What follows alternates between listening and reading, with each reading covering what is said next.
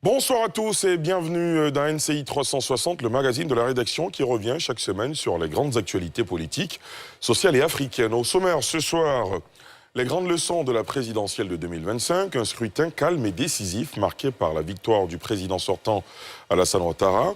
Ensuite, direction le Parlement, la bataille des législatives est lancée avec l'ouverture des candidatures pour les 255 sièges à pourvoir. Et puis notre 360 Express Afrique nous emmènera notamment au Mali, au Cameroun et en Tanzanie, trois pays, trois contextes politiques, mais une même logique, comprendre la complexité de l'actualité dans ces pays entre un scrutin présidentiel, défis de maintien de la paix sociale et grands enjeux économiques. Pour décrypter cette actualité, nos invités sont en plateau avec nous.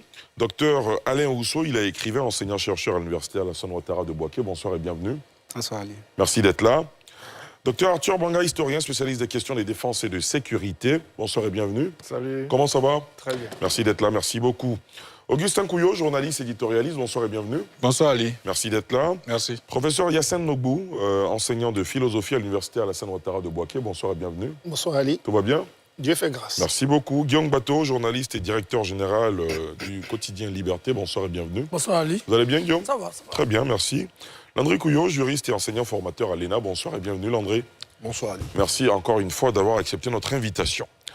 Monsieur, comme annoncé tout à l'heure, l'élection présidentielle en Côte d'Ivoire s'est achevée avec la victoire du président Alassane Ouattara, candidat du RHDP. Selon les résultats provisoires proclamés lundi par la Commission électorale indépendante, les rapports des milliers d'observateurs déployés sur le terrain font état d'un scrutin globalement calme, malgré quelques incidents dans le centre-ouest.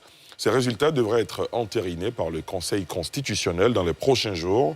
Les 4 autres candidats n'ayant formulé aucun recours, une élection jugée sereine, mais aussi pleine d'enseignements pour la classe politique ivoirienne. On entendra vos commentaires, vos analyses après ce sujet. De Pierre Dipomela. L'élection présidentielle en Côte d'Ivoire prendra fin avec la proclamation des résultats définitifs par le Conseil constitutionnel, enivrant ainsi un nouveau cycle électoral. Le président ivoirien Alassane Ouattara, 83 ans, a remporté cette élection présidentielle avec 89,77% des voix, selon des résultats provisoires publiés lundi 27 octobre par la CEI, Commission électorale indépendante. Un scrutin calme, malgré des cas de violence circonscrits par les forces de défense et de sécurité, dans quelques localités, selon les rapports des observateurs déployés dans les 25 000 bureaux de vote.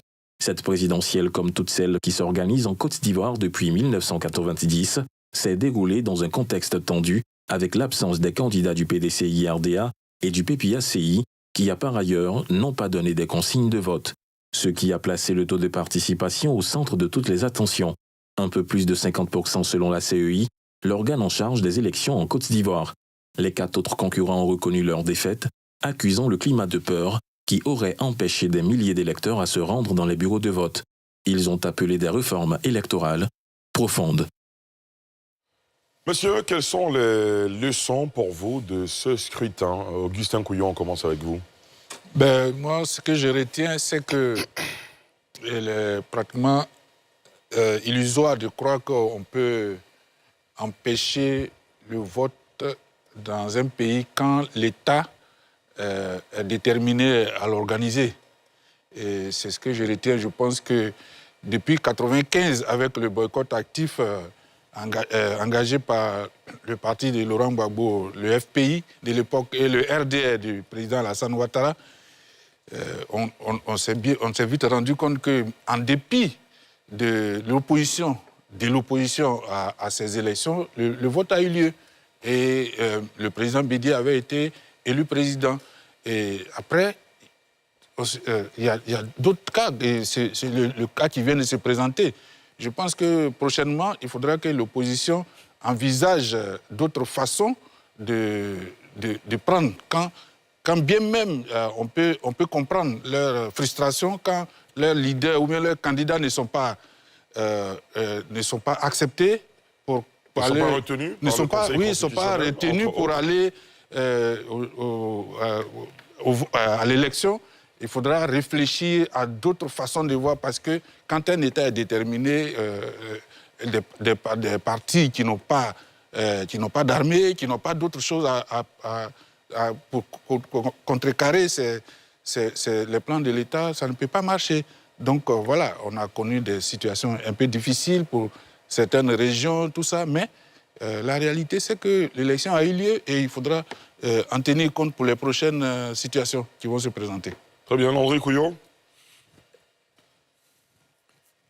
Un État n'a pas besoin d'être plus déterminé que la charge qu'il a est de garantir la bonne exécution des lois et surtout la tenue, le respect du programme électoral. Je rappelle à toute fin utile que le 31 décembre 2024, lors de son adresse à la nation, le président de la République prenait l'engagement d'assurer aux Ivoiriens de participer au scrutin électoral prévu pour le 25 octobre 2025 dans un environnement apaisé. À 2 autres reprises, il a encore formulé cet engagement-là. Le 25 octobre, les Ivoiriens sont allés aux urnes. Ce scrutin s'est déroulé dans des conditions où nous avons pu accueillir des missions africaines, sous-régionales, et dont les rapports font ressortir que le président de la République a tenu ses engagements. Un État doit être en capacité de faire face à toutes sortes d'adversités, pacifiques ou armées, afin de pouvoir s'assurer le respect des siens et le respect des autres. Première leçon. Et donc j'abonde dans le sens de M. Couillot lorsqu'il dit qu'il revient donc à l'opposition d'envisager autre chose que de vouloir frontalement se confronter à un État sérieux, organisé et structuré lorsqu'il voudrait faire savoir ses desiderata. La deuxième leçon à retenir pour cette élection, c'est que les Ivoiriens, le peuple de Côte d'Ivoire, a gagné en maturité. Ils ont plutôt fait le choix de la non-violence que de la violence.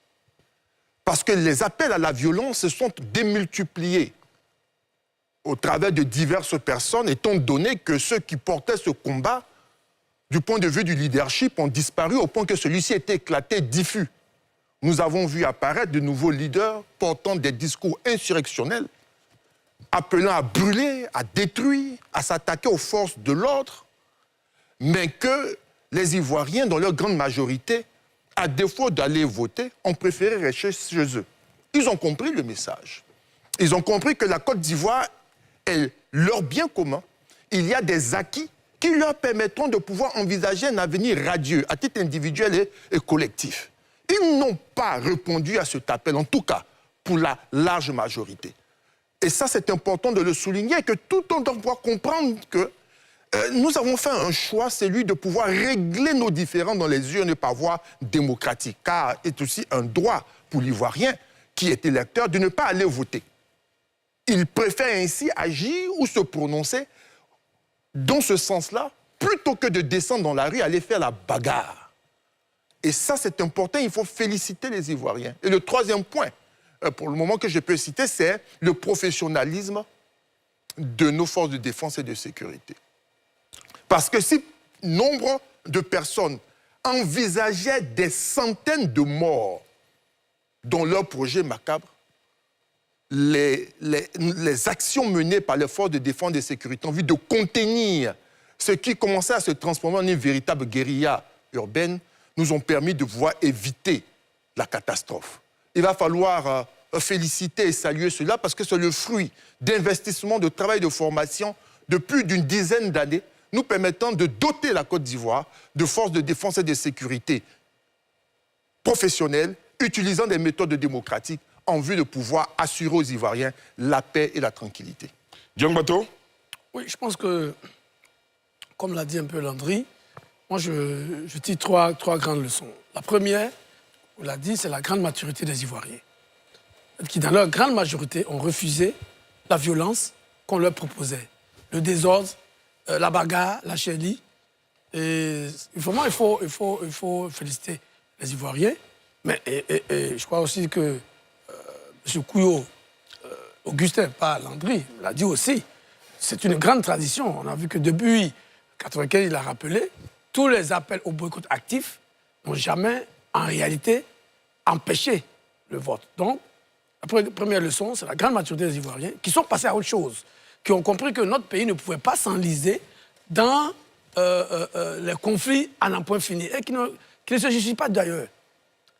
L'autre leçon, c'est à contrario des Ivoiriens, c'est l'incompétence, ce qu'on appelle aujourd'hui l'opposition radicale, qui est restée dans le vieux schéma, les vieux clichés, qui croyait que la confrontation était une solution et qui a refusé le jeu démocratique, le débat démocratique. Donc, qui s'est cassé les dents tout de suite et qui a échoué lamentablement. Donc, l'échec de cette opposition radicale qui, au lieu de s'inscrire dans le débat démocratique, des gens qu'on a présentés ici comme étant des démocrates, mais qui en réalité apparaissent aujourd'hui vraiment comme des anarchistes qui n'ont de mots que pour le désordre. Et l'autre leçon, en plus des professionnels des forces de l'ordre, c'est le professionnalisme de la commission électorale indépendante. Il ne faut pas oublier que cette commission a été vilipendée pendant des mois et des mois.